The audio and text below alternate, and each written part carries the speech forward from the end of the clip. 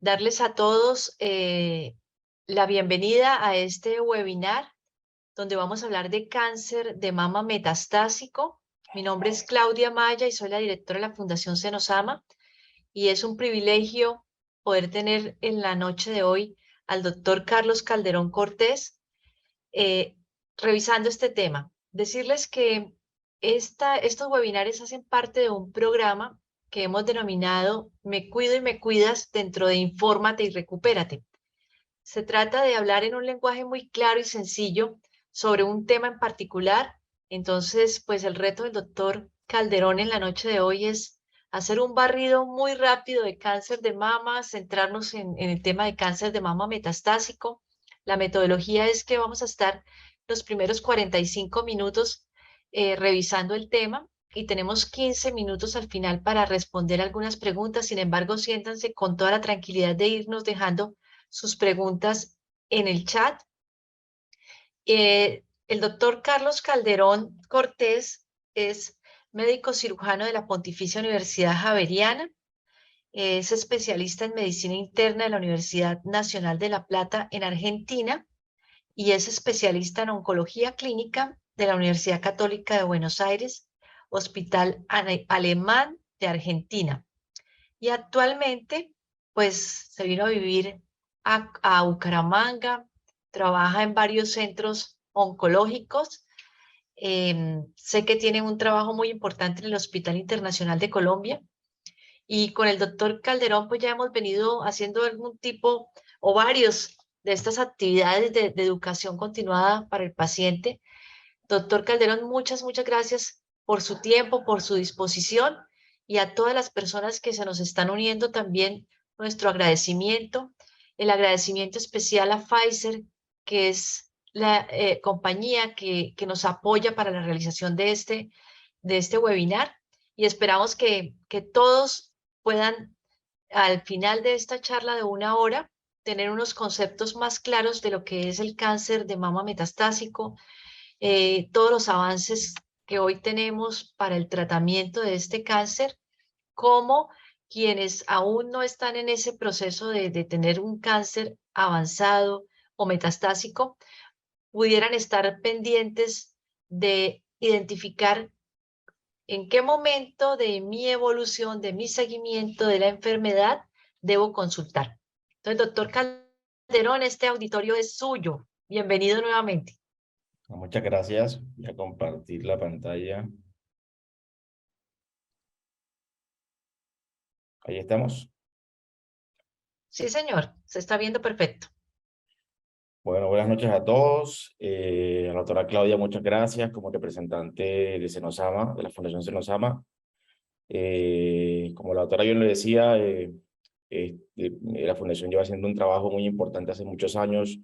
Yo me sumé a ese esfuerzo gracias a la invitación de ellos y de verdad que me ha gustado mucho y me ha gustado todo ese esfuerzo que la Fundación hace por llevar a la comunidad la información, ayudas en muchas oportunidades, asesoramiento y sin ninguna duda creo que esto es muy importante en la enfermedad más frecuente oncológica de la mujer en todo el mundo. Colombia no es la excepción, entonces creo que el impacto que se tiene, aunque parezca pequeño desde otras patologías, es muy importante para las personas que todos los días nos enfrentamos al cáncer. Entonces la idea es hacer una revisión de cáncer de mama metastásico o avanzado, que es lo mismo para efectos prácticos. Hay algunos temas o términos que por ahí pues van a sonar nuevos, pero pues la idea es que abiertamente puedan preguntar al final de la presentación lo que ustedes consideren necesario. No hay mala pregunta. Este es el temario que he diseñado para transcurrir a través de la presentación. Yo hablaré inicialmente de algunos conceptos, de lo que es la anatomía, los tipos de cáncer, algunos factores de riesgo, los síntomas, el diagnóstico, la gravedad, el pronóstico, y después entrando más detenidamente en lo que es el cáncer de mama metastásico y los tratamientos que existen hoy en día disponibles en nuestro país.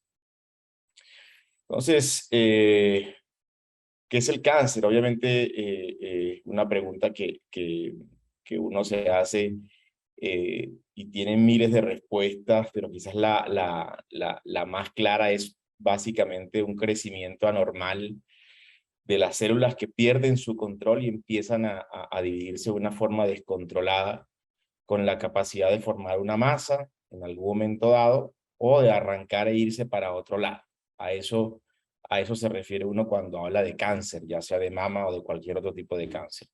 En el caso de la mama, pues el origen está, digamos, determinado por las células que se encuentran en la mama, como lo vamos a ver aquí en esto. Entonces, esto es lo que es la ubicación de la mama. La mama tiene, pues, todo lo que es el parénquima mamario, que es todo esto que nosotros vemos acá, con su pezón, su areola, los ganglios linfáticos, que son estructuras que recogen todo el drenaje de la mama. Entonces las sustancias que no sirven van por los ganglios linfáticos hasta llevar a un sistema que hace que se excrete todas las sustancias que eventualmente no sirven. También estos ganglios linfáticos sirven como sitios de defensa en los seres humanos.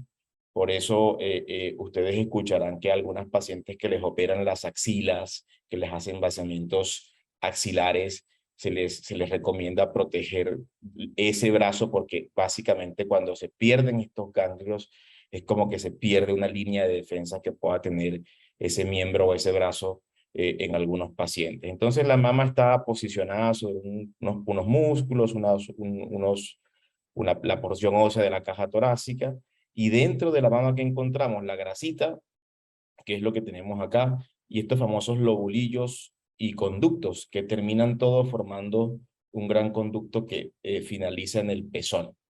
Estos lobulillos es donde se va a formar la leche materna, y aquí en una figura un poquito más ampliada, fíjense cómo son estos lobulillos. Tienen por dentro como un montón de celulitas, que es un tapizado de células que se encuentran dentro de esos lobulillos o conductos, y esas celulitas que ustedes ven ahí chiquititas son las células que se pueden malignizar en algún momento determinado, ya sea porque la paciente tiene algún factor de riesgo, por alguna exposición ambiental, en fin. Entonces, aquí ven ustedes cómo se ve el tapizado de esas células normales y cómo cuando un paciente empieza a tener un sobrecrecimiento de esas células, como acá en este gráfico, ya empieza a formarse, digamos, lo que es el componente de cáncer.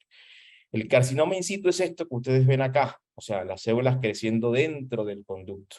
Esto hoy en día, cuando una persona tiene carcinoma in situ, no se le denomina cáncer de mama. Eh, Se le denomina cáncer de mama cuando estas celulitas se salen de ese conducto, como lo vemos acá en el gráfico de al lado, y esto es lo que se llama cáncer infiltrante, cuando se rompe ese conducto. Y eso básicamente está explicado porque cuando se rompe acá, ¿qué hay entre estos lobulillos? Hay vasos sanguíneos que terminan convirtiéndose en autopistas para llevar esas células a otro lado. Entonces, básicamente, a esto es lo que nos referimos nosotros cuando hablamos de cáncer de mama. Un montón de células que crecen dentro del conducto del lobulillo, que tienen la capacidad de romper esa membrana y tener una capacidad invasiva. Esto un poquito grafica lo que yo les estoy explicando. Una célula que estaba normal, tapizando, y de golpe empieza a comportarse de esta forma con un crecimiento no controlado hasta formar un gran cúmulo de células, y esto es lo que se ve como si fuera una masa. Eso lo ve uno macroscópicamente como si fuera una masa. Esto es una célula normal y esto es una célula mala. Esas células, cuando empiezan a transformarse y a crecer de esa forma como descontrolada, también pierden esa estructura. Aquí se ve una célula como bonita, si la ven, una célula toda bien prolija, toda bien bonita, y aquí hay una célula que tiene 3 núcleos, como que se pone toda fea esa célula. Y una cosa que es importante, que de hecho yo utilizo mucho este gráfico cuando estoy con mis pacientes para tratar de explicar los tratamientos y cómo esa célula mala empieza a comportarse de esa forma y produce un crecimiento, y cómo nosotros clasificamos estas células.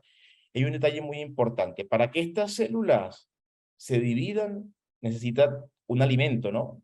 Entonces, esta célula maligna, la vemos acá, tiene en su superficie unos receptores, que son los receptores, esto que tienen acá, digamos, un ejemplo es el receptor de estrógeno, esto es el receptor de progesterona, esto es el receptor del HER2. Son receptores que tienen todas las células, pero estas células malas como que tienen una sobreexpresión de estos receptores, Los estrógenos andan circulando por acá, por alrededor, y son sustancias que tienen todas las mujeres en su sangre. Entonces, estas células malas, a través de estos receptores de estrógeno, por ejemplo, hacen que ingresen esos receptores de estrógeno, que ingresen esos receptores de progesterona a la célula y los van llevando hasta el núcleo con la finalidad de alimentar ese núcleo y que esta célula mala pueda dividirse después en células malas también, hijas, y de esa forma proliferar, como les mostré ahorita, en ese cúmulo de células que se encuentran. Entonces, esto que ven ustedes acá graficado en este dibujo bonito, es lo que llamamos nosotros los famosos 3 receptores que tiene la célula. Entonces, de ahí sale esa gran división que tenemos, que vamos a ver más adelante en los diferentes subtipos de célula que pueden existir en el cáncer de mama. ¿Qué factores de riesgo existen? El hecho de ser mujer, obviamente, porque también sabemos que esta enfermedad se puede presentar en el hombre. Entonces, el hecho de ser mujer ya predispone a la mujer a que tenga un factor de riesgo para tener cáncer de mama. El incremento de la edad, la historia personal de cáncer de mama y de ovario. Hay una gran correlación entre estas dos patologías y síndromes heredofamiliares. Entonces, por eso es importante saber o tratar de conocer si hubo antecedentes de cáncer de mama en las familiares, a qué edad fue. Hay que tratar de rescatar todos esos datos, sobre todo que antes esto no se conocía y las personas morían de muerte natural, entre comillas, y muchas personas fueron, digamos, diagnosticadas con cáncer de mama, o muchas veces ni se diagnosticaron, sino que simplemente no se consultó. La exposición a las hormonas. Hace muchos años, yo recuerdo cuando estaba en mi formación como médico, la terapia de reemplazo hormonal en las mujeres que tenían las tuforadas de calor por la menopausia era algo que se puso de moda. Esto se tuvo que dar de baja porque se comprobó que cuando se hacían terapias de reemplazo hormonal se aumentaba el riesgo de cáncer de mama, así que esto se suspendió, pero mucho tiempo tuvo de moda. La toma de anticonceptivos orales está demostrado también que se asocia a un factor de riesgo. Algunos hábitos dietarios y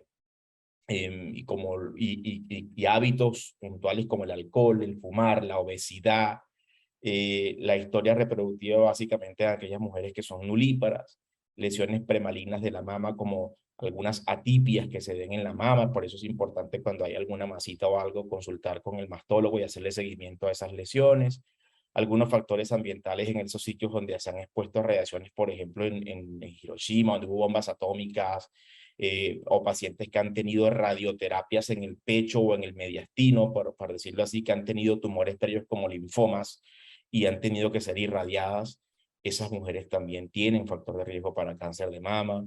Y estas mutaciones BRCA1 y BRCA2, que es el famoso efecto de Angelina Jolie, que son mutaciones frecuentes en estos genes, más frecuentes en la población judía que nazi, pero que, digamos, cualquier persona del común puede tenerla en cualquier país del mundo. La población judía que nazi la tienen porque, pues, obviamente ellos tuvieron un proceso migratorio uniforme a ciertas partes del mundo y se relacionaban ahí ellos mismos. Entonces, se hizo una mutación como dominante en este grupo poblacional. El 50% de los factores de riesgo muchas veces no son identificables, entonces esto es importante empezar a sensibilizarnos con estos factores de riesgo. Se habla también de factores protectores como la lactancia materna, las mujeres que han tenido paridad de 5 hijos o más, actividad física, el índice de masa corporal, la oforectomía en aquellas pacientes también donde se ha documentado factor de riesgo mutacional, y el consumo de vegetales y frutas en algunos reportes. Sin embargo, esto pues le falta todavía mucho soporte para uno confirmar y decir que comer frutas y vegetales definitivamente es el factor protector más importante. Por eso colocamos ahí moderado, ¿no? Porque aún le falta evidencia contundente. Síntomas y signos de alarma, esto cada día en las campañas se viene diciendo, pero no está de más recordarlo. Si hay masa o engrosamiento de la mama, cambio en el tamaño de la mama, secreción sanguinolenta por el pezón, cambio en la forma como se ve el pezón, o dolor en la mama. Por eso la mujer debe hacerse su autoexamen y ante la inquietud o dudas debe avisar a su médico para que se sea estudiada en la forma correspondiente. Existen síntomas de cáncer de mama metastásico, es decir, cuando hablamos de los síntomas que llevan a que una persona tenga sospecha de cáncer de mama, hablamos de la sospecha de una enfermedad como tal o diagnóstico local. Y esto es algunos síntomas en las pacientes que por ahí puedan tener una lesión metastásica. Entonces, si, digamos, si la persona tiene dolor de cabeza, si la persona tiene dolor en el pecho, tos, dificultad respiratoria, pérdida de peso, ictericia, que es la coloración amarilla en las escleras, en los ojos, dolor en el hueso, alguna fractura, pueden llegar a ser síntomas de que la paciente pueda tener una lesión metastásica en alguno de estos sitios. ¿Cómo se hace el diagnóstico? El examen físico de la mama y la axila es muy importante. Los estudios que soportan la masa mamaria, que son la mamografía y la ecografía mamaria, son los que más frecuentemente usamos. La biopsia, sin ninguna duda, es el gol estándar. Es decir, para poder decirle a una persona, oiga, usted tiene un cáncer de mama, se necesita una biopsia en mano y esta biopsia tiene que tener ciertas características. Por eso es que siempre es importante que quien indica esta biopsia sea una persona capacitada para poder hacer esto. La mejor persona para hacer esto siempre usualmente es el mastólogo o el oncólogo, porque sabes cuáles son los pedidos que se tienen que hacer. Nosotros muchas veces nos enfrentamos en el consultorio y muchos pacientes se frustran por esto, porque llegan con una biopsia por aguja fina, que son cosas que el paciente no tiene por qué saber, más sí el personal médico. Pero como les digo, ustedes llegan con una biopsia por aguja fina que no es contundente. La biopsia que se hace se llama biopsia por aguja throughput, que es una biopsia mucho más, que recoge un poco más de material y tiene menos chance de que salga una biopsia que salga un falso negativo. Y la otra cosa importante es que esas biopsias deben tener unos pedidos que se deben hacer, que es la famosa inmunohistoquímica, que son algunos pedidos que se hacen sobre esa patología. Entonces, esto es interesante y es muy importante que, que nuestros pacientes sean vistos y que ustedes, cuando estén en las consultas, bueno, soliciten esa evaluación por el especialista que corresponde, que en principio es el mastólogo, ¿no? La persona que mayor conocimiento tiene de esa palpación y de esa solicitud de exámenes en la mama. Sobre todo por esto, ¿no? Algunas veces hay que pedir una resonancia de mama. ¿Por qué? Porque en algunas mujeres la mamografía se queda muy corta, porque son mujeres que tienen mamas muy densas, que son mujeres que hacen que el estudio no tenga la sensibilidad que normalmente tienen la mayoría de pacientes. Entonces, esto lo conoce mejor un mastólogo y está bueno que la paciente cuando empieza ese abordaje del diagnóstico sea vista por mastología. Inmunohistoquímica es lo que yo les decía, son esas pruebas, miren aquí vuelve y aparecen los 3 receptores que les mostré en el dibujito aquel, de progesterona, de estrógeno y el HER2, porque básicamente con esos 3 receptores es que nosotros armamos esa tipificación para poder definir qué tipo de cáncer tiene la persona. Entonces, una vez uno hace todo este proceso, vienen unos estudios de estadificación, que es lo que llamamos nosotros médicamente, y es para definir si el paciente tiene compromiso a distancia o no. Es decir, si la enfermedad salió de la mama para alguna otra parte. Hay estudios dependiendo las características de la enfermedad que uno puede pedir, desde la radiografía de tórax, la ecografía de abdomen, las tomografías, las resonancias de cerebro, la tomografía por emisión de positrones, que es el famoso PET scan, que se usa en los sitios donde hay, es un estudio que es muy útil, bastante costoso, pero que puede ser útil en muchos sitios, y la gammagrafía ósea. Esto básicamente es digamos, el paquete de estudios que hoy en día tenemos nosotros. No se usan todos al mismo tiempo, obviamente. Uno define en función del estadio que el paciente tenga cuál es el paquete que puede usar para estadificar correctamente a nuestro paciente. ¿Qué tan grave puede llegar a ser el cáncer de mama? Entonces, eso obviamente, esto es variable dependiendo del tamaño del tumor, es decir, el tamaño es muy importante para nosotros para poder ver qué tanto riesgo puede tener un paciente o no. Si los ganglios están enfermos o no, y esto es un dato que médicamente para nosotros es muy contundente y relevante, incluso nos hace cambiar de decisiones la mayoría de veces. La propagación a otro órgano, que es lo que llamamos metástasis, y vuelven y aparecen otra vez aquí los famosos 3 receptores, de estrógeno, de progesterona y el HER2. Y una cosa que está acá, que es el grado histológico, que es esa formita que tiene la célula. Vieron que yo les mostraba una célula bonita y una célula medio fea. Entonces, ese grado histológico define eso. hay 3 grados, entre más el grado 1 es la célula bonita, el grado 2 es una célula no tan bonita y el grado 3 es una célula que es fea. Entonces eso también lo utilizamos nosotros para poder ver qué tan grave puede llegar a ser un cáncer de mama. Y esta información generalmente nos las dan el patólogo con la biopsia y los estudios que le pedimos al paciente para poder estadificarlo. Entonces todas estas digamos, estas opciones que tenemos acá, estos tips que tenemos acá, nos ayudan a determinar la gravedad y el pronóstico de la paciente con cáncer de mama. Esto lo preguntan muchos pacientes, ¿no? ¿Cómo me va a ir? ¿Cuál es el pronóstico que tengo? Cuando uno habla de pronóstico, es como una suposición lógica de lo que puede pasar en función de la información que uno tiene de cada tumor. Pero acá yo siempre, digamos, invito a mis pacientes y es una recomendación que les doy a todas las personas que escuchan esta charla, que cuando estén con su médico en consulta, el especialista en cáncer, el mastólogo, el oncólogo, es el momento y es la oportunidad para que ustedes hagan las preguntas y no se sesguen muchas veces por lo que pasa en la sala de espera, porque todos los pacientes en sala de espera se hacen amigos, consultan el caso que le pasó al uno, al otro, incluso en la fundación hemos visto muchos pacientes que se hablan y son pacientes míos de diferentes instituciones y uno encuentra que hay un cruce de información y es una avalancha de información que muchas veces es útil, pero otras veces genera un montón de ansiedades que de verdad no van al caso y que la mejor forma de aclarar esta gran pregunta, ¿cuál es el pronóstico? Es con su oncólogo.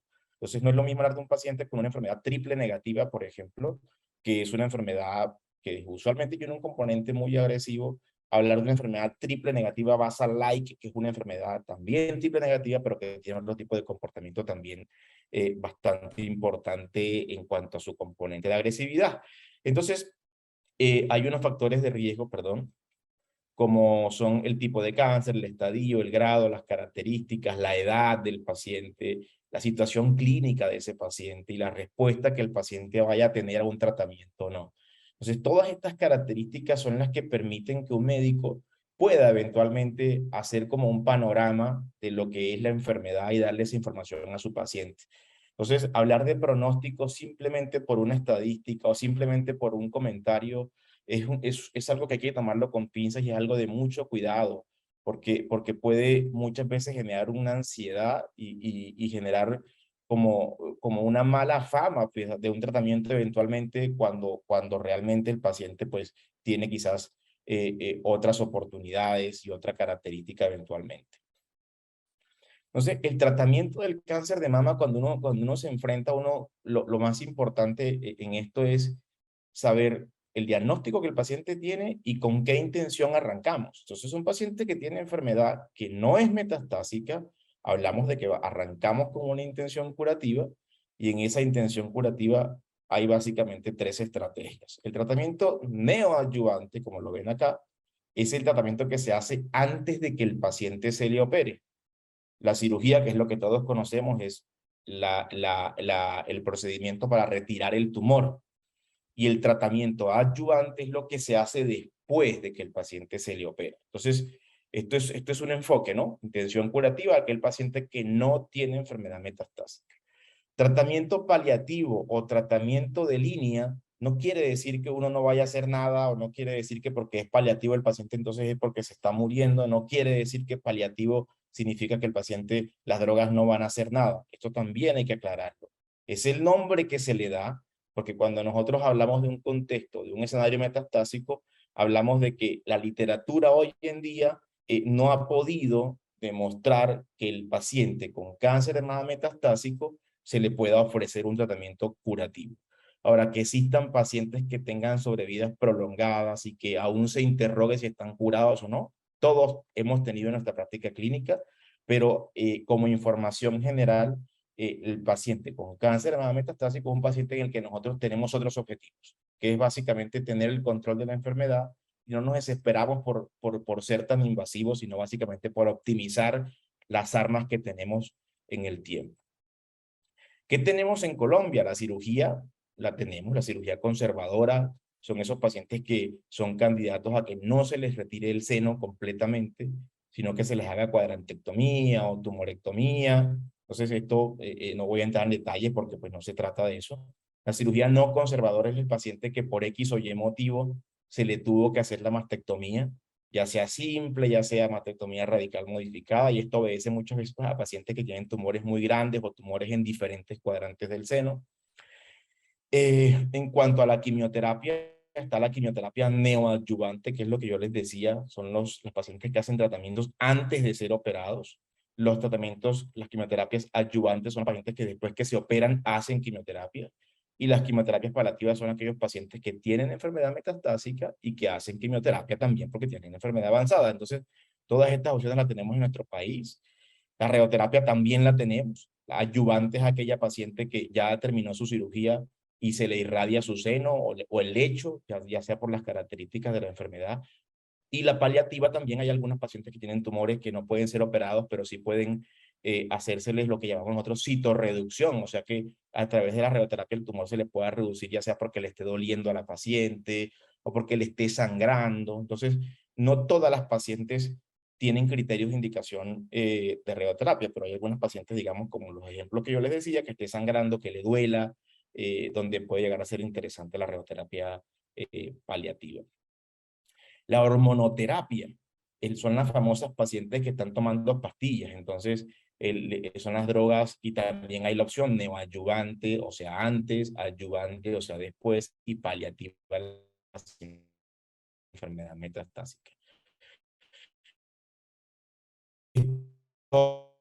Estas drogas, la tan diva de toda la fiesta en la oncología y nos ponemos muy felices de verdad de que esta opción haya aparecido ahora en cáncer de mama porque esto se ha venido, esta herramienta de inmunoterapia ha venido abriéndose camino hace más de 8 años, arrancó con melanoma, pasamos a pulmón y ya pasamos por muchos tumores y ahora ya hay estudios que han mostrado el gran beneficio de la inmunoterapia, incluso hecha antes de la cirugía, que en Colombia aún no tenemos esa aprobación. La inmunoterapia, incluso después de la cirugía, que en Colombia aún no tenemos esa aprobación. Y la inmunoterapia en los pacientes con enfermedad metastásica, o sea, de forma paliativa, que por suerte este año ya llegó la aprobación para esta herramienta. Entonces, esta es una herramienta que ya estamos usando en nuestro país. De hecho, en nuestra institución ya adaptamos la guía para poder usar inmunoterapia en nuestros pacientes que tengan cáncer de mama metastásico con ciertas características, básicamente aquellas pacientes con enfermedad triple negativa. Terapias target también es importante, son terapias dirigidas que van contra ciertas receptores en la célula y en el escenario ayudante tampoco tenemos eso en Colombia en este momento y paliativo sí tenemos esa disponibilidad. Entonces, hay preguntas que siempre nos hacen los pacientes. Si el cáncer desapareció tras el tratamiento, puede aparecer. Esto es una respuesta que es obvia básicamente porque cualquier persona tiene riesgo de cáncer. Por ende, el hecho de haber sido enfrentado al cáncer aumenta el riesgo de que esto vuelva y aparezca. Y lo que se hace con todas estas estrategias de prevención, ya sea con radioterapia, con quimioterapia en aquellos pacientes, es tratar de disminuir ese riesgo en algunos pacientes. Entonces, a veces también aparecen segundos primarios, es decir, un paciente que tuvo un cáncer de mama en el 2010 y ahora apareció con otro tumor en el 2020 y resulta que se llama de otra forma. Entonces, esto es un segundo primario y este es un tumor que también se trata con abordaje de todas las cosas que hemos referido, pero que puede tener otro enfoque dependiendo del subtipo histológico que el paciente tenga.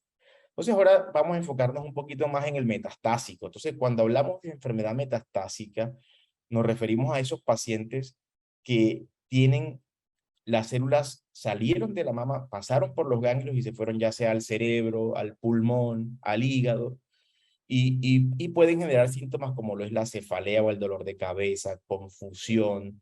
Hay pacientes que incluso se presentan con debilidad en miembros inferiores, con incontinencia de esfínteres, es decir, que tienen todo un compromiso del sistema nervioso central y esto puede llegar a ser una manifestación de que ese paciente o le volvió a la enfermedad o debutó con enfermedad metastásica.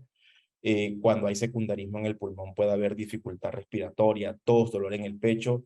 Algunas veces se acumula líquido en el pulmón y lo que llamamos derrame pleural neoplásico, o sea, por el cáncer.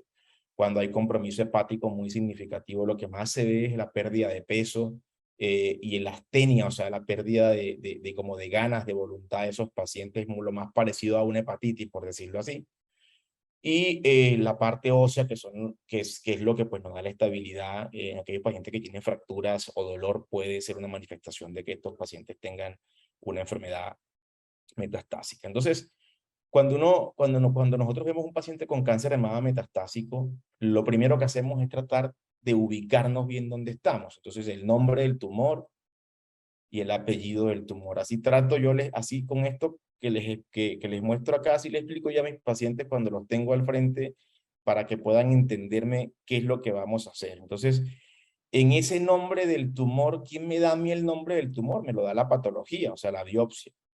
Y los estudios que yo tengo, como son la ecografía, con lo cual yo miro el tamaño, si el paciente tiene ganglios o no, o si tiene enfermedad metastásica. Como ustedes ven ahí, esto dice TNM. El TNM es una herramienta que nosotros usamos para poder saber al final qué estadio tiene el paciente.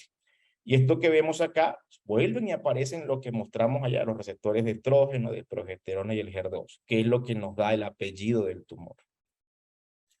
Entonces, con el TNM podemos saber qué estadio tiene el paciente. Cuando un paciente tiene metástasis, el hecho de que tenga una metástasis, ya hablamos de un estadio 4. Entonces, cuando hablamos de un estadio 4 del paciente, nos remitimos al apellido del tumor para poder saber qué tipo de tumor tiene el paciente. ¿Es un estadio 4 luminal? ¿Es un estadio 4 triple negativo? ¿O es un estadio 4 HER2 positivo? Y estos son los tres grandes subgrupos que existen para tratar a una mujer con cáncer de mama. Y esto siempre se los explico yo a mis pacientes, les hago el dibujito y les muestro si está en el luminal, si es triple negativa o si es HER2 positivo. Entonces todo esto lo tengo yo de la biopsia y de los estudios que le voy haciendo al paciente, el examen físico, las imágenes, que son las herramientas más interesantes, y esto que vemos acá, que es la inmunohistoquímica, a través del cual yo logro recopilar toda esa información y poder hablar con mi paciente y decirle: usted tiene un estadio 4 y le pongo este apellido que vemos acá. Luminal, triple negativo o HER2 positivo. Esto no es para confundirlos, pero para que sepan ustedes que la importancia de esta inmunohistoquímica, ¿no? La inmunohistoquímica lo que me explica es esto. Entonces, el luminal tiene receptores de hormona positivos y el HER2 es negativo. El triple negativo, el nombre mismo lo dice solito. Es decir, todo lo que tiene, los tres son negativos. Receptor estrógeno negativo, receptor progesterona negativo y HER2 negativo. Entonces, eso es triple negativo. Y el HER2 positivo es el paciente que tiene el receptor del HER2 positivo. Entonces, yo necesito siempre tener esta información para poder ponerle el apellido al tumor. Esto es lo que se llama inmunohistoquímica. Y con esto encontramos una problemática, aunque parezca algo sencillo y simple, muy grande en Colombia, porque vemos que los patólogos, nuestros patólogos, les llega la muestra, ellos no pueden largar este estudio sin que el oncólogo pida de la orden. Entonces hay pacientes que están esperando el turno con el oncólogo un mes, 2 meses.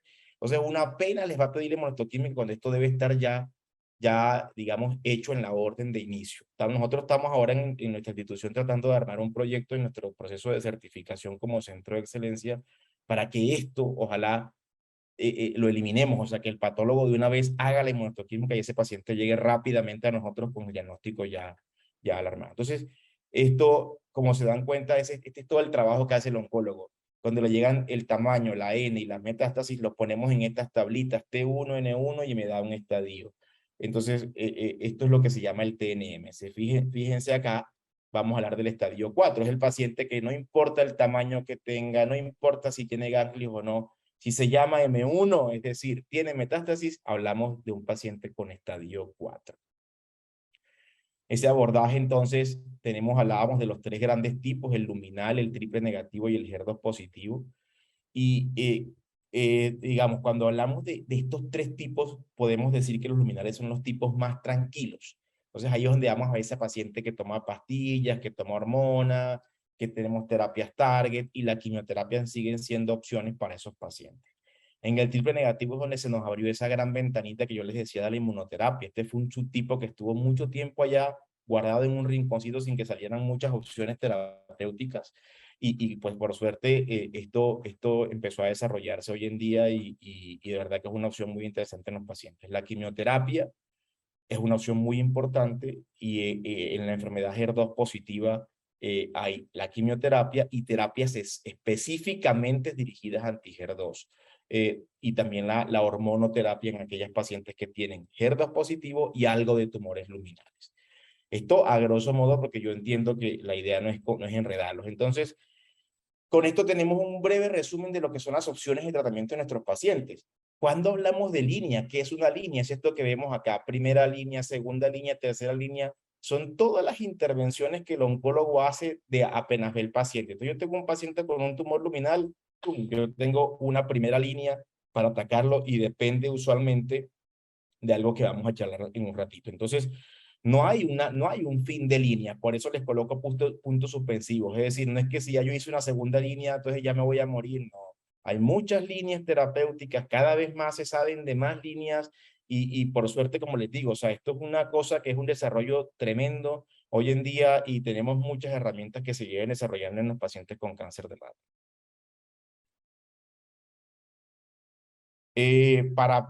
Para digamos, acercarnos a cada uno de estos tumores, yo hice un breve resumen de las diferentes opciones que hay como por nombrarlos. Cuando hablamos del tumor luminal, es como para que ustedes sepan, ¿no?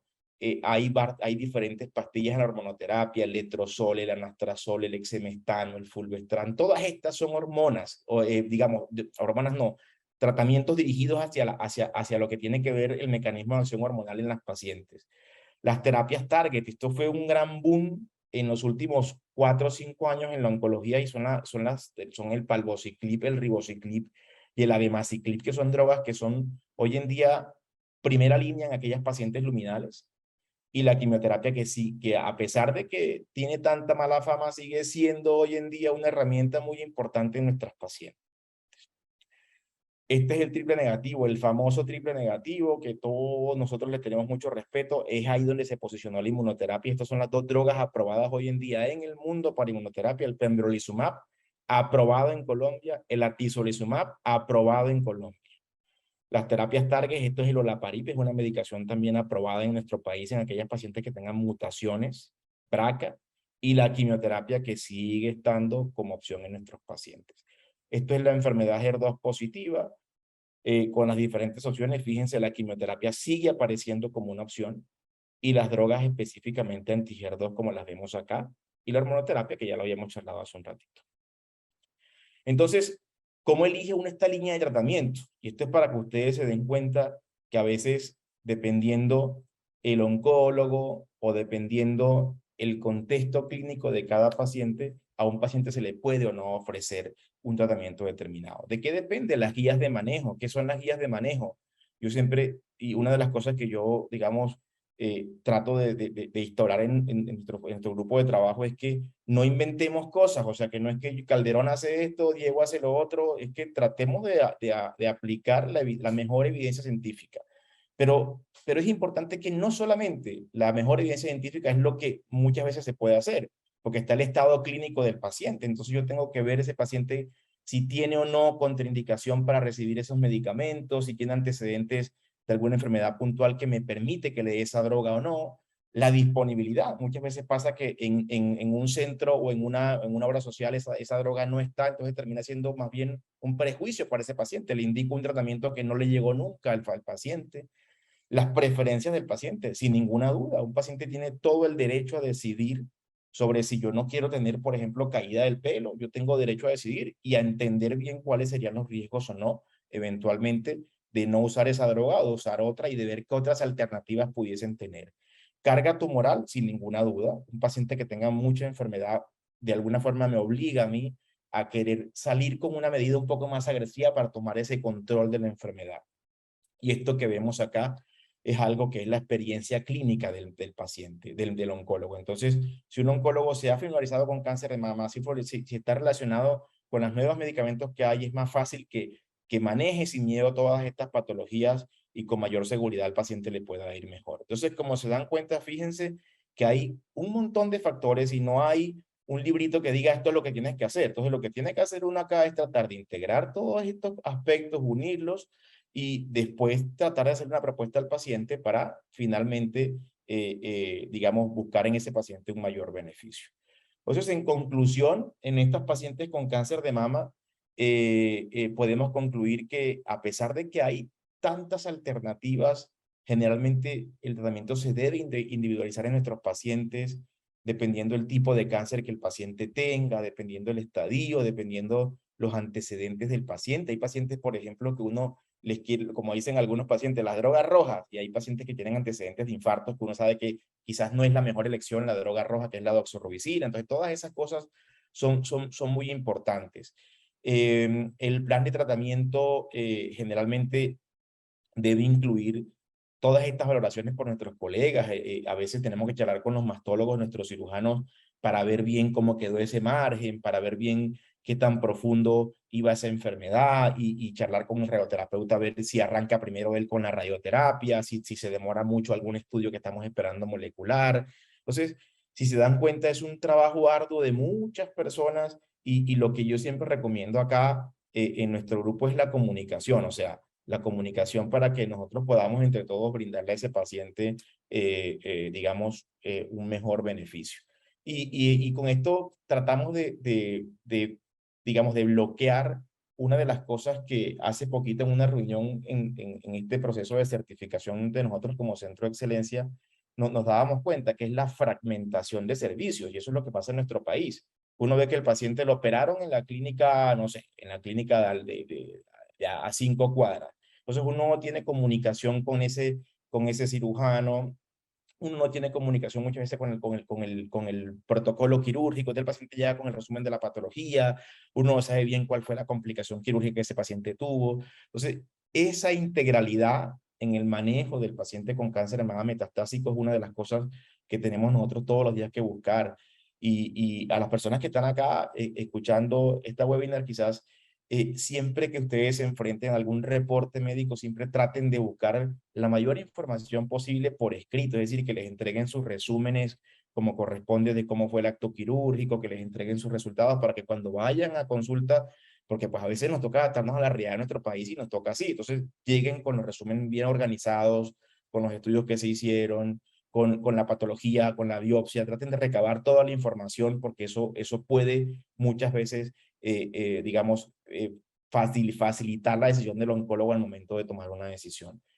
Y lo que siempre digo en todas las charlas, hablar siempre con el oncólogo tratante, rodearse siempre de la familia y la espiritualidad, en la creencia que se tenga, ya sea en lo que se crea, pero son las 3 herramientas fundamentales para enfrentarse al cáncer, que son la espiritualidad, el apoyo de la familia y un grupo médico de confianza que le permita al paciente preguntar lo que quiera, tomar decisiones de forma consensuada y sin ninguna duda respetar lo más importante en la consulta médica, que es el paciente. Bueno, muchas gracias. Quedo abierto a las preguntas que ustedes quieran hacerme y aquí estamos. Bueno, muchas gracias, doctor Calderón. Si quiere, deje de compartir su pantalla. Eso, y ahí ya nos vemos mejor. Creo que el lenguaje ha sido muy claro, muy sencillo. Muchas gracias por ese esfuerzo de resumir en unas pocas diapositivas tanta información que hay sobre cáncer de mama metastásico. Aquí hay algunas preguntas, doctor Calderón, que le voy a ir leyendo para que las resolvamos. Dice, si estamos tomando letrozol y hay una fractura en una falange del pie, ¿podemos sospechar de metástasis? A ver, Dígame. es una pregunta interesante. El letrozol es una medicación que es no actúa como el tamoxifeno. Yo siempre explico, el tamoxifeno es amigo de los huesos. El letrozol no es tan amigo de los huesos. Entonces, más que una metástasis en un paciente que tome letrozol, una de las cosas que puede pensar uno en primera instancia es que el letrozol no esté colaborando mucho con la salud mineral ósea y pueda tener algún proceso de descalcificación, osteopenia, osteoporosis que se esté profundizando, y ahí sí el letrozol, digamos, puede ayudar a complicarnos. siempre el fantasma de la metástasis va a estar. La pregunta por eso está muy bien hecha, porque yo creo que siempre el fantasmita va a estar ahí. Pero pues hay que ver todo el contexto de la enfermedad. Un paciente que tenga mucha enfermedad ósea, de pronto uno sospecha una fractura de falange, pero lo que me viene a la cabeza a mí inmediatamente cuando un paciente toma letrozol y se fractura alguna falange, también hay que ver el contexto, si fue un trauma, si fue de forma espontánea, hay que analizar todos esos factores, pero uno tendría que tener en cuenta esos dos detalles. El tema de que el letrozol no es muy amigo de los huesos y también la sospecha de enfermedad metastásica, que sin ninguna duda siempre va a estar en un paciente con enfermedad, con cáncer de mama metastásico. Sí, yo creo que ahí es clave lo que mencionaba el doctor del contexto, ¿no? Es diferente que yo me dé un golpe muy fuerte y me fracture a que con solamente estarme poniendo la media ya tuve una fractura. La siguiente pregunta dice, ¿cómo se solicita el examen de genes al oncólogo si nos pregunta por qué lo queremos hacer? Es una otra pregunta muy interesante y todos los días nos enfrentamos. Eh, Primero, si un oncólogo, o sea, si el médico es juicioso, no tiene que venir el paciente al oncólogo, o sea, el oncólogo mismo debe solicitar el panel de genes. Nosotros lo que nos estamos enfrentando en Colombia es que como es un estudio que es costoso y no es ningún secreto, digamos, el panel genético está alrededor de los 14 millones de pesos. Entonces, lo que nosotros estamos haciendo es que tratamos de pedir el panel en aquellos pacientes en los que las guías internacionales lo recomiendan como requisito estricto. Entonces, mujeres con cáncer de mama diagnosticadas menores de 40 años, sí o sí la guía, el NCCN, en las guías europeas recomiendan un testeo genético. Entonces, independientemente del subtipo, del subtipo, si es triple negativo, si es HER2 positivo, hay que hacer un testeo genético. En aquellas pacientes que tengan menores de 50 años, enfermedad triple negativo, hay que hacer un testeo genético. Entonces lo que nosotros hacemos básicamente es limitarnos a la guía internacional y a la recomendación internacional. Una paciente con cáncer de mama no cumple los criterios para testeo genético, por más que me diga, a mí que me encanta cáncer de mama, por más que me digan, consulta, doctor, yo quiero que me pida el panel genético porque no se lo puedo pedir porque eso no es un acto médico responsable, ¿no? Entonces uno tiene que proceder acorde a las guías, porque no se trata ni de, o sea, cuando hay indicación y hay que pedirlo. Ahora, todas las pacientes con cáncer de mama metastásicas triple negativos, ya está demostrado, hay que pedir el testeo BRCA1 y BRCA2 porque hay terapias específicamente para esas pacientes. Entonces uno pide el testeo genético no tanto para ver si la enfermedad es hereditaria o no, sino porque hoy en día existen variaciones genéticas en las pacientes con triple negativo, BRCA mutadas que pueden llegar a ser útiles. Ahí no hay ninguna discusión. Ahí no hay ninguna discusión. De hecho, como les decía yo, hace 2 semanas me tocó actualizar la guía del hospital porque esto ya es una cosa que no hay forma de una paciente triple no pedirle el testeo BRCA1 y BRCA2. Sí, yo creo que es muy esperanzador ver los avances que hay en el tratamiento de cáncer de mama, ¿no? Yo creo que de todos los tipos de cánceres uno ve que hay unos grandes avances específicamente en mama, también hemos visto en pulmón unos importantes avances, pero en mama, no sé si porque yo estoy focalizada en el tema, pero veo que es muy esperanzador, que cada vez salen nuevas moléculas, que como lo mencionaba el doctor Calderón, Colombia ha ido conquistando, ha ido teniendo estas nuevas alternativas. Y cuando uno se pregunta, bueno, ¿será que en otra parte del mundo me pueden ofrecer algo diferente a lo que me ofrece Colombia? En ciertos casos hay algunas moléculas, sobre todo estas terapias innovadoras que aún no han llegado al país, pero que estamos haciendo ese ejercicio también las sociedades científicas y la sociedad civil para que podamos tener las mejores alternativas de tratamiento disponibles. Bueno, aquí hay una persona que dice, ¿cada cuánto se recomienda realizarse el PET? En mi caso me lo ordenaron cada 4 meses, pero me da miedo el tema de la radiación. ¿Qué recomienda, doctor? No sé si está confundida con que sea un PET scan o si es una tomografía. Sí, no. Bueno, a ver, yo intento Tal vez hablar responder. un poquito como la diferencia de qué es el PET scan Sí. ¿Cuándo? ver, el PET scan igual es una tomografía, porque se llama PET-TC, ¿no? Es una tomografía por emisión de positrones, es un PET-TC, es una tomografía que va con un contraste que va marcado con un medio radioactivo con glucosa. Ese es el PET scan. Es un estudio que lo que hace es que se prenden como luces, por decirlo así, en los sitios de mayor actividad metabólica del tumor. Ese es el PET. Y la tomografía es un estudio contrastado también por la vena, que lo que hace es que realza el contraste en los sitios donde hay enfermedad tumoral. Son estudios muy distintos. El PET es un estudio que no está accesible en todos los sitios de nuestro país. En Bucaramanga hay un solo PET. Entonces, si uno quisiera pedirle PET a todos los pacientes, directamente colapsamos el equipo. Entonces, es un estudio que hay que saberlo usar. Usualmente el PET es un estudio a la persona que me hizo la pregunta.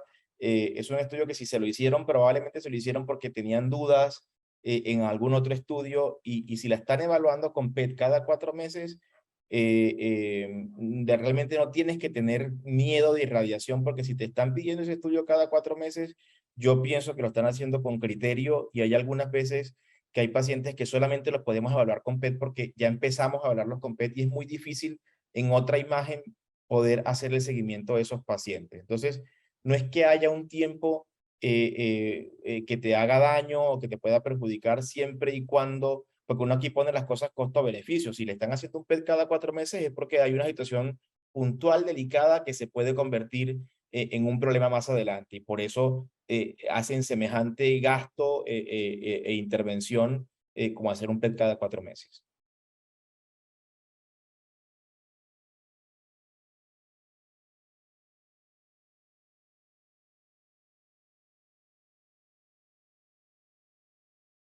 No, no escucho. ¿Eh? Yo tenía el micrófono apagado. Dice, es este caso, ¿hay cáncer de mama metastásico? Preguntan, ¿hay posibilidad de que en algún momento se pueda finalizar el tratamiento o es indefinida la quimioterapia? Esa pregunta también es muy interesante. Cuando uno habla de cáncer, cuando uno revisa las guías y estudia cáncer de mama metastásico, toda la guía dicen hasta progresión o toxicidad. Es decir, cuando uno instaura un tratamiento en una paciente con cáncer de mama metastásico, es un tratamiento que en teoría, desde lo teórico, no va a terminar. Pero yo siempre utilizo este ejemplo. Yo tuve una paciente con una enfermedad HER2 positiva metastásica a cerebro, a pulmón, a hígado, a hueso, que le hice un esquema que se llama Cleopatra, que alguna vez lo charlamos acá con la doctora, Ujú. y después de 5 años esa paciente está en respuesta completa y no tengo más evidencia para continuar o para suspender. Es decir, hay pacientes, por eso yo les decía, uno acá tiene que tomar todo con mucho cuidado. Ningún oncólogo es Dios para decir cuándo se va o cuándo se queda un paciente. Y existen pacientes como esa señora que tuvo una respuesta brutal al tratamiento que hizo, está sin evidencia de enfermedad. Si me preguntan, Calderón, ¿está curada? Yo no se lo puedo responder porque es que no es lo de todos los días. Si me preguntan, ¿le suspendo? No sé qué hacer. Yo hice la consulta incluso en un panel internacional con personas que se encargan de cáncer de mama solamente y me dijeron, no hay evidencia de lo que quieras hacer. O sea que tú en este momento puedes tomar la decisión. Si quieres suspenderlo, lo hablas con la paciente, o si quieres continuarle, también lo hablas con la paciente. Puntualmente en esas pacientes que nos toca hacer tratamientos endovenosos y que su calidad de vida se ve afectada por eso y que estamos hablando de respuestas completas, ¿no? Entonces estamos hablando de una paciente que ya se le hicieron estudios después de muchas veces y aparece que no tiene nada. En esa paciente uno puede sentarse, discutir, ver las alternativas y frente a la poca evidencia que hay hoy en día, uno puede plantear una suspensión de tratamiento. Solamente en esos casos. En los casos en los que siga habiendo enfermedad, yo sinceramente no soy partidario de suspender un tratamiento. Sí se puede hablar si el tratamiento está siendo muy tóxico, de reducir dosis, de cambiar estrategias. A veces uno habla de vacaciones, da permisos, pero no se abandona un tratamiento de forma definitiva. Perfecto. Doctor, ¿es recomendable hacer mastectomía aun cuando el cáncer tiene metástasis en hígado? Esa es la pelea de todos los días de nosotros, porque esa información ha venido cambiando y esto a veces confunde a muchos pacientes porque a veces van con cirujanos que dicen, yo le operaría la mama y van con el oncólogo y le dicen, pero ¿por qué le operaron la mama? Entonces, esto confunde a veces a los pacientes. Lo que yo les puedo decir, con el respeto de todos mis colegas, es que hace poco salió un estudio presentado que fue un gran metaanálisis, que es como lo que reúne toda la información y concluyó que no existe beneficio alguno en la sobrevida de las pacientes con cáncer de mama metastásico operándoles el seno. Entonces, e incluso aquellas pacientes que tenían su tipo triple negativo tuvieron peor desenlace. ¿Por qué? Porque para operarles el senito hay que parar el tratamiento. Entonces, la recomendación hoy en día a nivel internacional es que aquella paciente con enfermedad metastásica no se recomienda la cirugía de mama. Entonces, ¿cuál es el escenario en el que uno operaría la mama? En una paciente con enfermedad metastásica. ¿Dónde dice uno operemos? Es en aquella paciente que es lo que llaman cirugía higiénico-paliativa. Es aquella paciente que la mama es una mama que está sangrando, que duele, que molesta y se hace simplemente con fines higiénico-paliativos para que deje de doler, para que a veces hay mamas que generan olor a feo por la secreción que tiene y eso se vuelve una calidad de vida muy compleja para pacientes. Entonces, eso muchas veces mejora calidad de vida. Pero a nivel general no es una recomendación.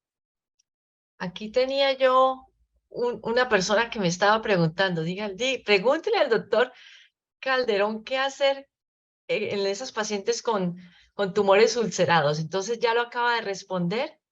Aquí está el doctor Arias poniéndole atención, doctor Calderón, a todo lo que usted dice. No, los Arias, imagínese usted, los Arias trabajamos siempre como equipo. Súper. Y qué bueno, y eso lo mencionó también el doctor Calderón al comienzo, que el manejo del cáncer es un manejo interdisciplinario, donde participa no solamente el oncólogo clínico, el cirujano, el radioterapeuta, nutrición, psicología, y ojalá podamos tener pues todos esos grupos. No, y eso es importante. Y ahora que estando el doctor Javier ahí, a pesar de que yo digo esta información, también es cierto que como él lo ha planteado muchas veces, hay pacientes que se les ha operado y que están muy bien.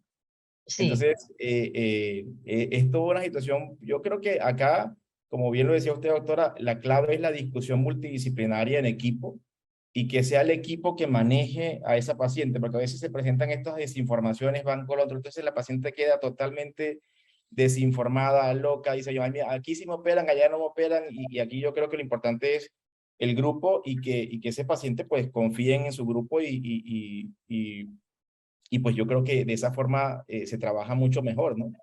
Y atreverse a preguntar, ¿no? Claro, Eso es importante y usted lo mencionaba, uno debe llevar sus preguntas escritas porque en el momento de la consulta se le olvida, es corto el tiempo que tenemos de hablar con el especialista, tener la confianza en mi equipo tratante.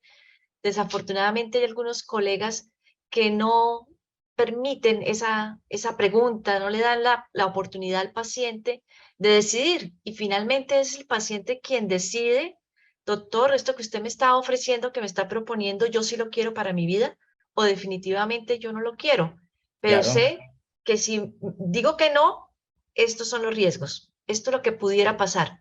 Entonces creo que nosotros hemos venido diciendo, hay que empoderar al paciente, hay que capacitarlo, hay que hacerlo activo, uno tiene que leer de su enfermedad, pero y consultar con expertos.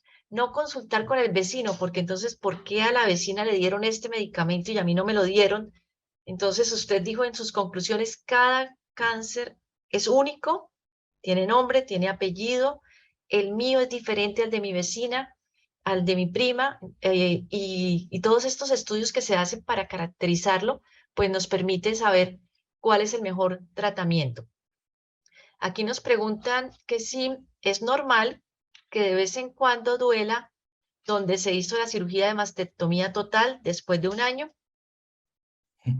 esa pregunta es más para los cirujanos, sí es normal, terminamos respondiéndola nosotros muchas veces, pero sí es Sí. normal, es normal. Ajá. Obviamente, yo siempre les digo a los pacientes cuando me dicen eso, yo les los palpo, los examino y digo, pero vaya con el mastólogo y con el cirujano, que es el que tiene las manos benditas.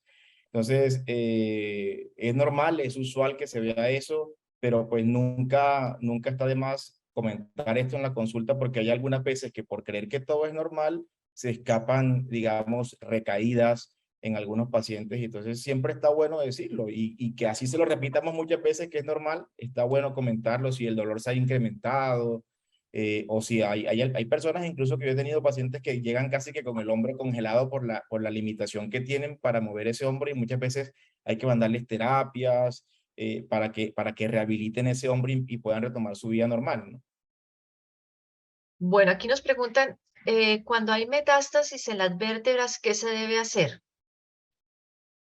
Ahí la pregunta es una pregunta muy interesante, amplia, porque ahí depende mucho, hay varios factores ahí que juegan, hay ciertas características de la vértebra en su compromiso que permiten que uno actúe rápidamente, digamos, si se pierde el muro posterior, o sea, si esa vértebra está en inminencia de que se pueda aplastar, por decirlo así, es casi eso, es como si funciona como si fuera como una urgencia, hay que irradiar al paciente rápido. Algunas veces hay que hacer vertebroplastias, que son intervenciones que hacen los cirujanos o los neurocirujanos o los cirujanos de columna en esos pacientes en que tienen riesgo de aplastamiento. Entonces, ahí depende mucho el tipo de compromiso vertebral que el paciente tenga, o si es una lesión osteoblástica o osteolítica, o sea, que rompa el hueso o que no rompa el hueso, eso puede cambiar la decisión que se tome en función a esa vértebra. Bueno, la pregunta que nunca falta en este tipo de conferencias, doctor Calderón, ¿qué opina de las terapias alternativas para el manejo del cáncer? Sí, siempre, o sea, a ver, estas preguntas, y ya estamos acostumbrados. Yo, lo que yo siempre digo es, no es algo en lo que yo me formé y en lo que me preparé, lo respeto profundamente, pero siempre le digo a los pacientes, asesórense bien, digamos, hay terapias alternativas validadas por las guías del NCCN, por las guías europeas, por ejemplo, lo que es la acupuntura en el paciente con dolor crónico. Y eso está validado, se usa y tiene estudios que han mostrado que la acupuntura puede llegar a ser efectiva. Entonces, es un manejo alternativo y tiene su soporte en la literatura. Ya el tema de sustancias, digamos, por ejemplo, el veneno del escorpión azul, hay un montón la hierba de San Juan, creo que es algo brasilero, que incluso son sustancias. Entonces, yo siempre lo que le digo a los pacientes es que tengan presente que igual las quimioterapias son sustancias que salieron de la naturaleza. El taxano, el paclitaxel, viene de una planta. Que el paclitaxel, que es la famosa droga blanca, viene de una planta, que se diluye en aceite de castor. Por eso es una medicación que tiene un grupo homocromófobo, que es una medicación que genera mucha alergia al paclitaxel, porque es una medicación que tiene unos diluyentes naturales, pero es una medicación que está estudiada. Entonces, que está estudiada y que uno sabe qué hacer si pasa algo. Entonces, mientras que hay pacientes que toman, digamos, algunas sustancias que uno desconoce, entonces le sube la función hepática, le sube acá la bilirrubina, le sube allá la creatinina, y uno anda loco sin saber qué está tomando, y resulta que a veces son unas hierbas a veces que no sabemos, que uno desconoce como oncólogo cómo pueda interaccionar con las sustancias que nosotros estamos administrando. Entonces, yo respeto lo que cada paciente decida, pero sí, cuando estamos en tratamientos sistémicos con drogas que nosotros damos, sí les recomiendo al menos que no mezclen, porque se nos pueden armar interacciones desconocidas para nosotros. Entonces, eso es lo que yo pienso. Nos preguntan, ¿el tamoxifeno con el tiempo puede generar cáncer de útero? Sí, es uno de los riesgos. Siempre el oncólogo le debe aclarar eso al paciente. El riesgo es menor al 3%. Entonces, por eso es que uno dice, ¿cómo me va a dar el oncólogo algo que me produce cáncer de útero? Sí, porque el riesgo, costo-beneficio, es más lo que le protege a la paciente el cáncer de mama que el riesgo como tal de cáncer de endometrio. Entonces, esas son las dos cosas importantes del tamoxifeno: el riesgo de cáncer de endometrio y el riesgo de trombosis venosa profunda, que los dos son menores al 3%. Entonces, simplemente eso nosotros, como cuando lo indicamos, estamos muy atentos con eso. Igual nuestros mastólogos, ellos también están pendientes. Si ven el engrosamiento del endometrio, mandamos al paciente a control con el gineco-oncólogo, o si el paciente tiene un sangrado uterino anormal, activamos enseguida ciertas medidas. Es decir, yo en todos mis años de oncólogo me he enfrentado a una sola paciente, y la tuve acá en Bucaramanga con cáncer de endometrio, la diagnosticó el doctor Simón Orostegui y la trató y no hubo ningún problema, y cambiamos de medicación y seguimos adelante. Y ahí daría, doctor Calderón, espacio para la pregunta respecto a esos estudios que debemos hacer de control, con qué periodicidad se ordenan, hasta cuándo tenemos que estar en exámenes de laboratorio y de control y con chequeo con el oncólogo después de un diagnóstico de cáncer, después de haber sido dado de alta en teoría, eh, para anticiparnos a identificar de manera oportuna cuando hay un nuevo primario o cuando hay una metástasis. Lo que pasa es que ahí, o sea, lo que la guía dice es que el paciente debe cada 3 meses, los primeros 2 años, asistir a control con su médico clínico oncólogo. Entonces, lo que la recomendación existe, el mastólogo cirujano debe ver al paciente los primeros 2 años más o menos cada 6 meses. Y el oncólogo sí cada 3 meses tiene que estar encima de ese paciente sin tanto estudio, el examen físico, la mamografía y la ecografía cuando corresponda, pero ahí viene la parte a su pregunta que es interesante. Ahí es donde el oncólogo, cuando uno tiene un paciente, si yo tengo un paciente que tuvo una enfermedad triple negativa, que fue terrible, que tuvo mucho ganglio, yo a ese paciente no lo sigo solamente con la clínica, le pido cada tanto una placa de tórax, porque estoy de alguna forma intentando captar cualquier posible recaída en función de la agresividad que la enfermedad tenga. Entonces uno, está claro que uno, dependiendo, como dije yo, el nombre y el apellido del paciente, uno hace un seguimiento quizás mucho más arduo o quizás mucho más relajado en un contexto de un paciente con un tumor luminal, una señora de 80 años con un tumor luminal A, que uno sabe que son tumores que tienen poca chance de volver. Entonces uno ahí se relaja un poco más, pero depende mucho del criterio del oncólogo, del tipo de tumor que haya tenido el paciente y de los factores de riesgo que tenga, ¿no? Del compromiso de la axila, de la complejidad de la cirugía. Esos son factores que son determinantes para el seguimiento. Y el compromiso nuestro como pacientes, pues es no olvidar esas citas de control, estar atento de los signos de alarma que ya mencionó el doctor Calderón, de escuchar el cuerpo, que a veces obviamos cosas o creemos que eso es normal, entonces creo que con un antecedente de cáncer hay que escuchar el cuerpo y consultar cuando tengamos alguna sospecha, algún signo de alarma. Doctor Calderón, aquí muchos agradecimientos de todas las personas que están conectadas. Decirles que, como lo mencionó el doctor Calderón, además de todas las opciones terapéuticas que existen con nuevas moléculas, también los grupos de apoyo emocional son importantes, la espiritualidad. Nosotros acabamos de terminar un programa que se llamó Aprendiendo a Vivir con Cáncer. Iba muy dirigido a esa ansiedad por scan. Cada vez que uno se va a hacer un estudio de control, pues entra en temor, en angustia y, y es más el estrés que se vive y la frustración cuando uno cree que ya está libre de enfermedad, que ha superado el diagnóstico y va a un chequeo y le encuentran una metástasis. Pero volvemos a decir, el que nos encuentren una metástasis o que nos digan que este tratamiento es paliativo, no significa que nos vamos a morir.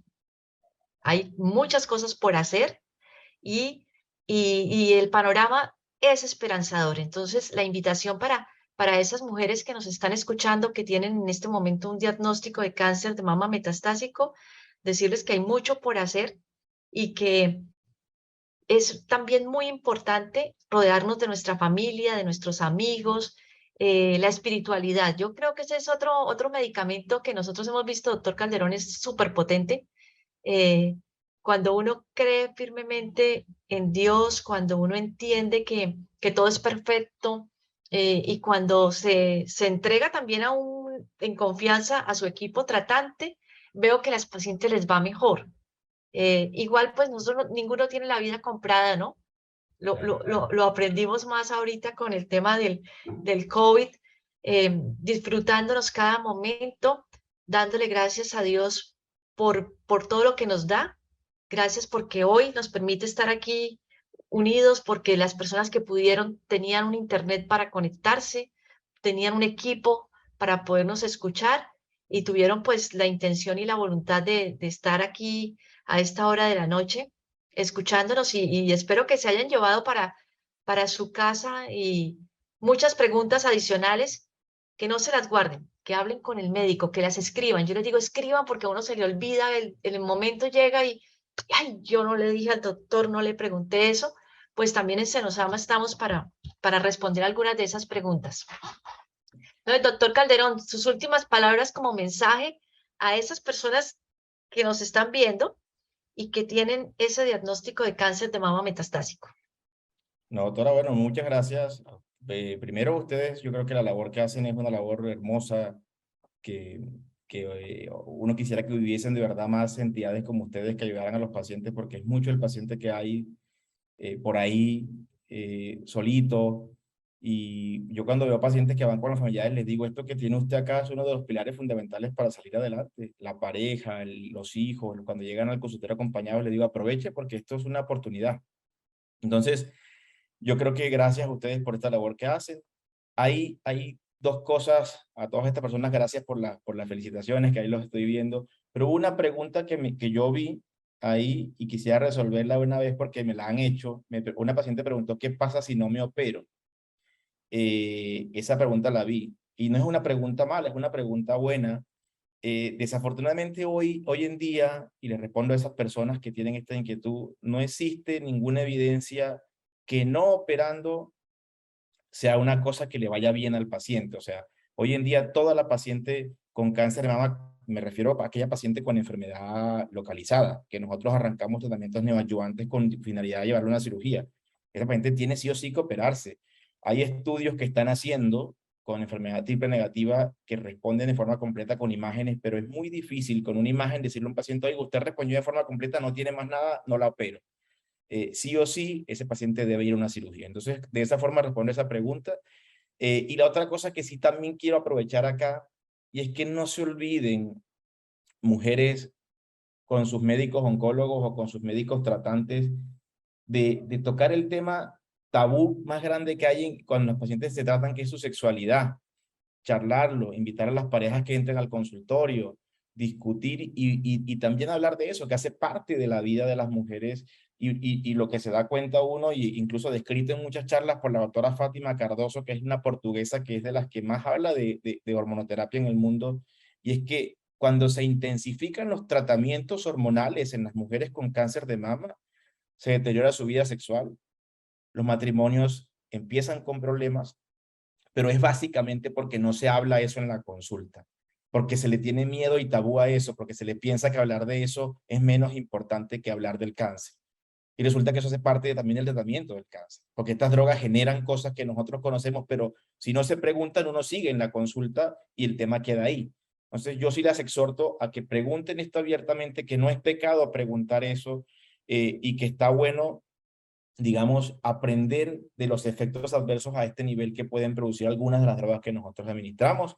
Y nada, motivarlas a que sigan tratándose, como la doctora lo decía, siempre van a haber opciones para hacer, siempre vamos a tener alguna mano para echar a los pacientes, y siempre va a haber una ventanita, una luz que se abra en el camino, y vienen muchas cosas buenas para los pacientes con cáncer de mama a nivel de terapéuticas y tratamientos, y seguiremos trabajando y estudiando para ofrecer lo mejor a nuestros pacientes. Y yo ya me iba a despedir, pero acabo de ver una pregunta desde Cartagena que quiero que la hablemos. Uno quiere a veces tirar la toalla, doctor Calderón. Y aquí hay una amiga que está en quimioterapia en este momento con esquema Cleopatra por metástasis de pulmón. Ya tiene 4 de 6 ciclos. Y pregunta, ¿qué pasa si no quiero seguir? O sea, ese que está que suelta la toalla. No, a ver, el esquema de Cleopatra es un esquema duro, es un esquema duro. Yo he tenido muchas pacientes y lo que te puedo decir de experiencia es que he tenido muchas pacientes que me han dicho esto que tú estás diciendo, así que tienes el derecho, tienes que permitírtelo, si tienes que llorar, tienes que hacerlo, permitírtelo, pero te tienes que levantarte y hablar con tu oncólogo y decirle, Doc, vea, me está pegando duro, porque existen estrategias que nosotros usamos ahí. Bajamos un poco la dosis del docetaxel, por ejemplo, o si el tratamiento, si ya hiciste 4 ciclos, ya cumpliste prácticamente el 80% de lo que es la parte de quimioterapia, uno podría pensar en sacarte el docetaxel si no lo toleras y dejarte simplemente el doble bloqueo. Adicionarte hormonoterapia si el tumor tiene algo de receptores de hormonas. Es decir, hay estrategias que pueden hacer que el tratamiento sea mucho más tolerable. Entonces, lo que yo te puedo decir y darte el consejo es esto. O sea, muchas personas que hacen Cleopatra han pasado por lo que tú estás. Y ese ejemplo que yo puse de la paciente que está en respuesta completa era una paciente con enfermedad cerebral, pulmonar, hepática y ósea. Y se los digo abiertamente, después de respuesta completa, esa señora le suspendimos el tratamiento y sigue con respuesta completa. Entonces, cuando llegan estos sentimientos de cansancio, agotamiento, yo creo que hay que permitírselos, pero hay que intentar pararse con todos los soportes que se tengan familiares, psicólogos, oncólogo tratante, tener esa comunicación para ayudarse, porque como tú lo dices, a veces se quiere tirar la toalla y eso es entendible, pero hay que seguir. Bueno, doctor Calderón, a mí se me quedaron aquí un poco de preguntas, veo 67, 68 mensajes sin leer. Creo que nos va a dar para otra charla después, Claro que para sí. resolver tantas preguntas, pero pues ya en honor al tiempo, ya estamos en 8:20, yo estoy abusando de su tiempo, Bueno, doctora, el no, de su no. familia. Muchas gracias a todos por conectarse y nuevamente gracias a Pfizer por apoyarnos en este tipo de actividades. Que Dios les Bueno, bendiga y feliz noche. muchas gracias, buenas noches.